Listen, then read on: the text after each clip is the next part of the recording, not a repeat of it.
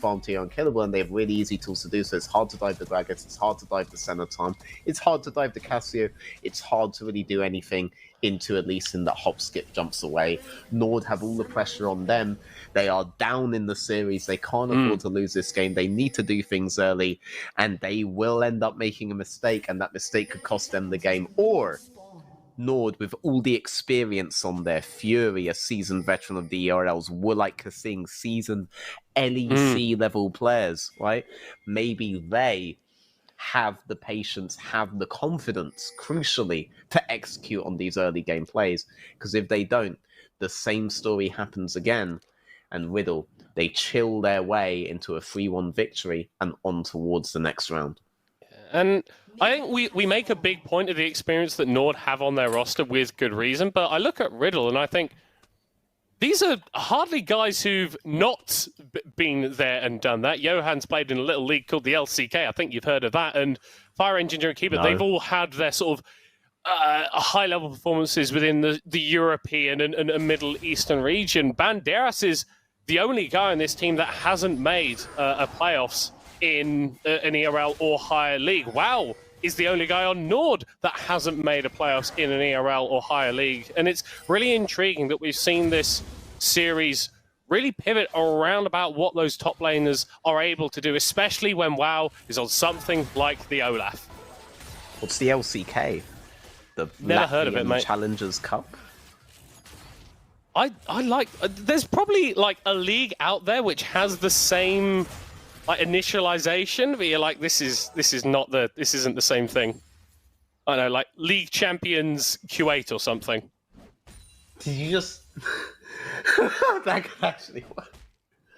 Well, I picked... It's a country with a name of K. Like, it's not difficult. Yeah. There's quite a few of them, actually. Oh, they actually are.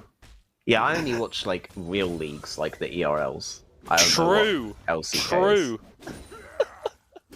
Randomly. But you mentioned that the Senna has got a couple of changes recently. Are we looking at the farming or the fasting Senna here? Jinjo didn't appear to be too concerned with CS if you just look at his inventory. I mean, it's not about whether you're looking for farming or fasting, it's about whether you're looking for damage or tankiness, because like Moonstone Senna was becoming a thing beforehand to sustain her with grasp and stuff like this, airy with utility. A lot of this stuff was big before, but what you're seeing is going into the yellow tree more into a damage style Senna. Whether you're farming or fasting is just the manner in which you get to that point.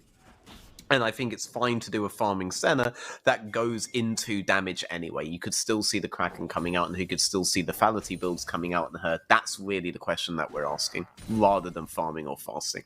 Clearly we've got a fasting Senna going, unless she just doesn't want the support item to be viable. Which is fair.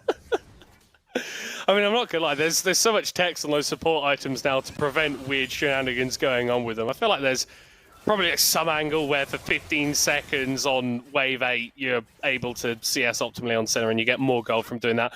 But regardless, fasting... I remember the old days where probably Riot going to were be like... up to more here. I mean, in the old days, Riot were like, we're not going to force a meta, right? Remember those days? Now, it's like, if you even blink, look at CS, you're going to go 200 gold behind as jungle support. As we look at bot lane, Akabane has made his way over. There is a big health bar on that vibe. It is looking substantially smaller as he actually opping forward onto Kiba. The flash away, but the response from Akaban is able to make it work. But hold the phone. Actually, it's a double kill for Johann. An over-aggressive dive is punished in the bottom lane by Lee Sin. Game 1, this benefited NORD. Game 2, it's benefited Riddle. Yeah, Banderas not dying to WoW here, but is losing out a lot on the mana, but he does have 2 biscuits coming in, so he's going to be fine with that. Tom having the TP bot able to die, and you can see how much Jinjo was healing off of those Qs. Yes, that looks bad for WoW, but does Banderas really have the mana to follow that up into an all-in? I think Olaf will just clear this wave, shove it in, and just look to re... I think he burned the flash on top! Look top lane! Look top lane! Look top lane! Production! Okay. Okay, there was a fight. It was too brutal. Because it wasn't safe for the children. We couldn't show it on stream, guys. You've got to believe us. The WoW fans watching, you can't show them WoW going to 70 HP against tier start Gragas. You can't do that. I mean, he does have a tendency to push these matchups a little bit further than maybe you'd want to sometimes. Yeah, but, you know, Banderas was showing in the first 2 games, you know, that he was doing that too. He has developed over the course of this series into someone much more reliable in that top lane. He's had his own mini character arc, honestly, throughout this series against someone who really tries to push your buttons as hard as possible. And now, this game he's showing to be a reliable player. He recalled TP, took the L a little bit on the wave, is shoving it in, and possibly has the option to roam. Akabane trying to get something done in the bottom lane. This visit was more successful than last time, and the fact that nothing really happened just emphasizes that point. But that's a couple of movements now from the NORD jungler in the early game that have got him absolutely nothing. 6 first as well. Massive wave coming in. If WoW doesn't get 6 on this wave, you could see a fairly free kill come in for Riddle. Banderas and Johan teaming up. Stun from the body slam. The resonating strike actually missed from Johan, but it doesn't matter. A 3rd kill for the Lee Sin. Jinjo just taunting on the bottom lane. I think they know that Akabane's here. Again, more wasted time for the NORD jungler.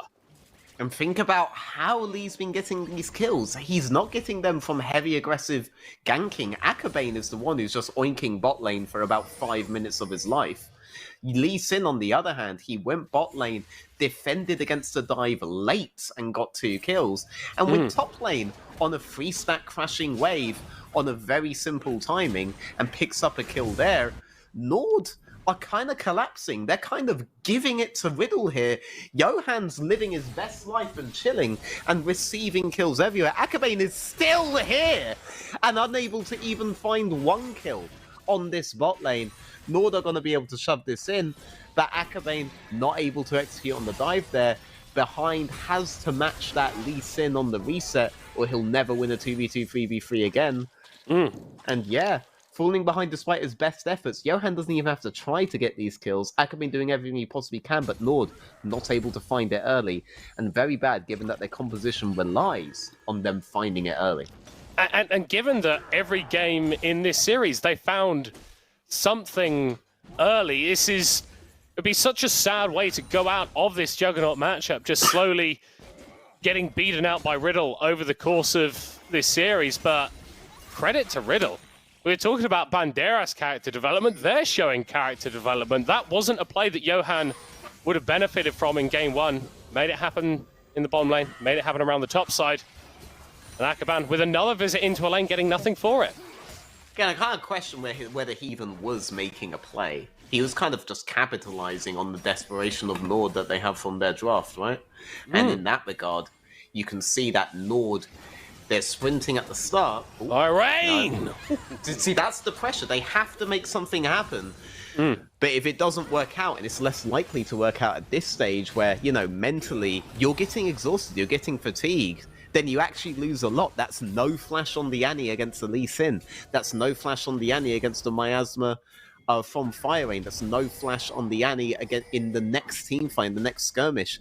They feel the desperation to try to make these plays. All Riddle have to do is match. They don't even have to be there at the same point. And if they match, they end up winning out overall. Yeah, and you can see that there with the decision to not immediately start up the Rift Herald. They can still move towards it with a numbers advantage on the top side, but they don't need to do anything risky because the later this game goes, the more chilled they're going to be in terms of their comp. And for NORD, you kind of need to keep making those desperation plays, because if one works out, it does bring you back into the game, but every time that you go for a play and you miss it, the percentage chance of the next one working goes down a little bit. Yeah, and I mean, the longer the game goes, the less likely you are to win this. The teamfight comp is again in Riddle's favor.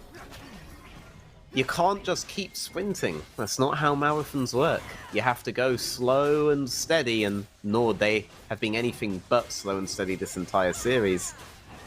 And you're really feeling the effects of it here. Last game, though, you know, it was kind of similar early game, but around one of these Drakes, they were able to find a favorable team fight for Woolite on that Draven, able to get him 4-0. It started to look like they could maybe bring the game in.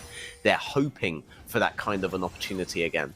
I think the thing now for Riddle is how do those fights start? Because previously, Kiba has been a massive engage option for this team. On the Tom Kench, you are going to be focusing a little bit more peel, and he may need to use it in bot lane. Gets the eat onto Jinjo just in time to keep him alive. TK value, baby! And we are opting in for the fight. Kasing flashing away as Akabane engaging onto Keeper, but the Tom Kench is not someone that you want to mess with. Nothing comes of it in the bottom lane. And Johan, again, not having to make an aggressive play, he just has to show up, exist, and suddenly they can't execute onto Jinjo. Jinjo and Kiba, yes, they use ultimates, but they burn flashes on the enemy engaged for it. Now, mid has no flash, support has no flash, plays aren't an option for them, and they need plays to accelerate. They feel forced to make these plays, but if they're just not happening, they're not going to be able to get anything at all, and it's going to become harder for them to continue to play the game. This is going to be likely the story of the entire game, unless Riddle make a massive error, but it's harder for them to make an error the longer the game goes on. And they're the sort of team that don't make errors outside of little mishaps that we've seen in the laning phases. Yeah, I mean, last game they didn't really have them. They even in that mid fight, even in that mid game fight where Woolite got fed on the Draven. Ooh, well, there you go. Yeah, well, unfortunately, on the planet. Fire Rain has just been 1v3, and this is what NORD can do. Yes, it's a composition that wants to get going in the early game, and maybe they haven't got as much as they would have liked, but they can still blow people up if they just press all of their buttons at the same time. Johan might be looking for Fury here. Jinjo trying to get a stun with the Q there. That was very, very cute, but ultimately nothing comes of it. Yeah, trying to get slow off with his Q by throwing it on towards the ward that he placed. But yeah, wasn't aligned properly on Fury. If he gets the slow off, he could maybe transition it into a stun with W. Not going to happen there, though. Ultimately, Fire Rain just got caught out. He couldn't use his R to get out of that because he was attacked on 3 different angles and doesn't have a clean R to get rid of his opponents. So he's just going to die. Not entirely sure how it happened, but yeah, an opening has been given to NORD. Will they be able to do more of it is the question, or is it too little too late? Well, that's the intriguing thing, because Riddle have slowed down. Those picks were wholly off Johan going and doing things and responding to what NORD were doing. Yeah, it was more of NORD doing things incorrectly, to be honest, rather than Johan actually having to do something. Akabane was really trying to force things. Johan just kind of lived in the moment, vibed, you know, and vibe-checked NORD into an early loss. This game is far from over. It's actually pretty damn even. I mean, Banderas has had max vibing, man. Yeah, he has had a very, very chill time in this top lane. I'm not sure that WoW would have expected to be down this much against a Gragas when he picked this matchup. Yeah, I mean, he plays this lane how he wants his champagne. Chilled. Look at that. Taking a nice swig of that. But he's up like, what, 1k gold? Like, that's not insignificant at this point. Yeah. I mean, he's clearly living an expensive lifestyle with that skin, right? Oh, has he got like, oh... Look at that. Is that Gragas Esquire? I have no idea what the name is, but well, he's in a suit. The man looks like he knows how to live a good life, you know? Absolutely. He's got some stories. And he's living the good life on top lane there, you know? He's kind of just chilling. I mean, he's got his Rod of Ages. He's pretty damn close to having a Saras as well. Woolite gonna have a couple of members here to back him up, and NORD's may actually get first tower. Kiba is unlikely to fall down in this play, but that's pretty good from NORD there. The name of the game is acceleration, though. It's not enough for them to be winning. They need to be winning a lot and in a position to close the game and prevent groupings from Riddle. This doesn't necessarily give them that. They will lose those groupings later to Riddle, so they must keep them split. When it comes to that Baron, if they can isolate and kill them there, they can end the game before Riddle force them into groups. Oh, hold on. Kiba being engaged onto. Tom Kench can't hold himself. He's going to be able to flash. He's not going to be able to dash. Interrupted Woolite with his first kill of the game. If he was able to get the ult off, maybe Riddle looked to do a response play. Johan misses the Q. Again, Riddle are later, but this time, NORD are able to execute on their play before Riddle can arrive. Johan not able to just vibe his way to a couple of kills. Oh, double stun from the Tibbers into the knockup. There we go. Very, very clean stuff from NORD in the Riddle. A third kill in that play for wollite, and this is the sort of early game lead that we expect NORD to get. The decision to start the Drake by Johan actually quite questionable, and for the Banderas on that Gragas with the champagne, the party is indeed over. NORD able to get the advantage on the first Drake again, well, second Drake.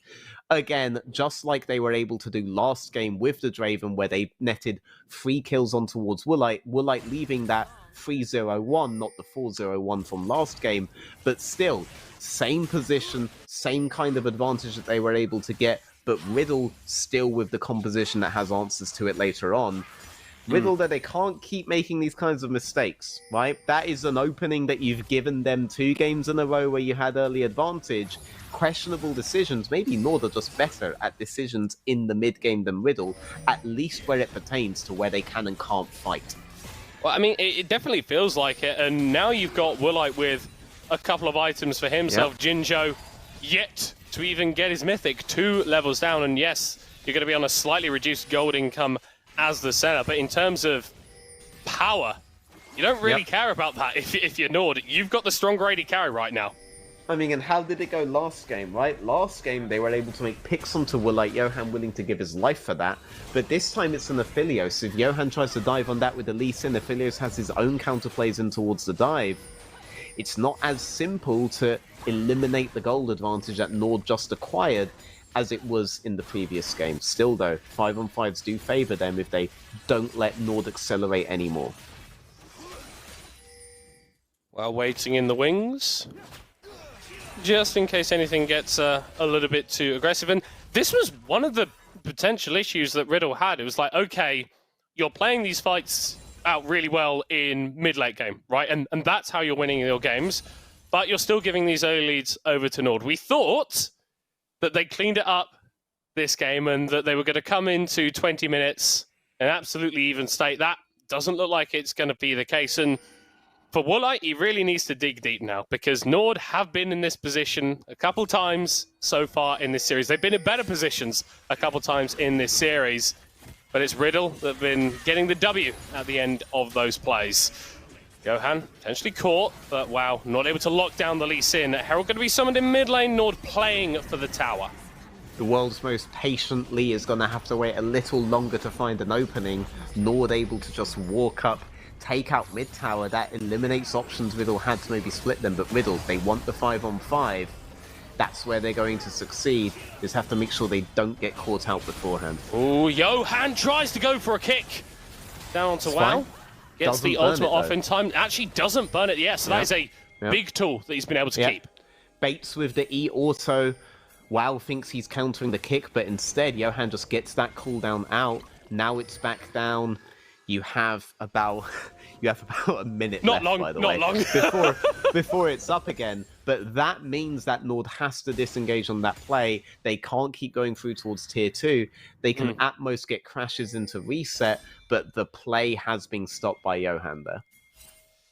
The key thing, and for Riddle, they're going to have some important things to fight over for the next minute or so. Baron on the board, Mountain Soul Point for NORD, which would be absolutely fantastic for them if they were able to pick it up. And as the team with the gold advantage, with the team as a team with the pressure advantage, you'd expect them to get that Kiva engaged onto by Akban once again. wollite flashes away for the kick from Johan, and they're not able to lock on the Aphelios. Huge double Tibbers once more, but it's an even bigger petrifying gaze from Fire Rain.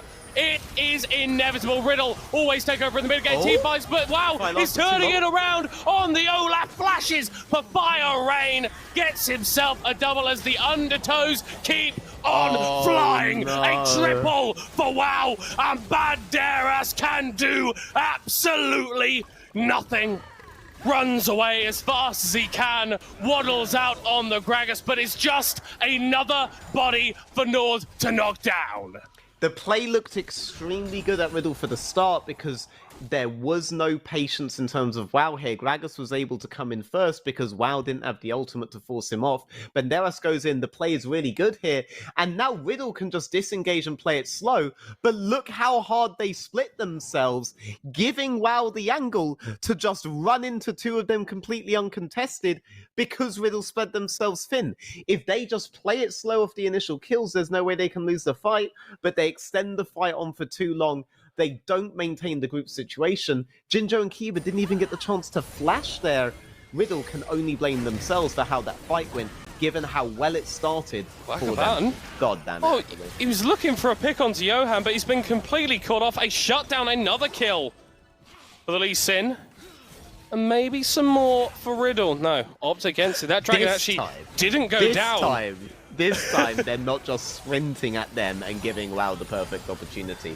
Playing it slow, letting Jinjo heal themselves up, and maintaining the better position for the next fight. Whether they think Fury can just... whether they think NORD can immediately start this Baron, that's going to determine their next set of moves. Jinjo almost has ult up, could potentially impact two at the same time. Firing doesn't have teleport, so there's a numbers disadvantage here. Let's see how they deal with this Baron threat.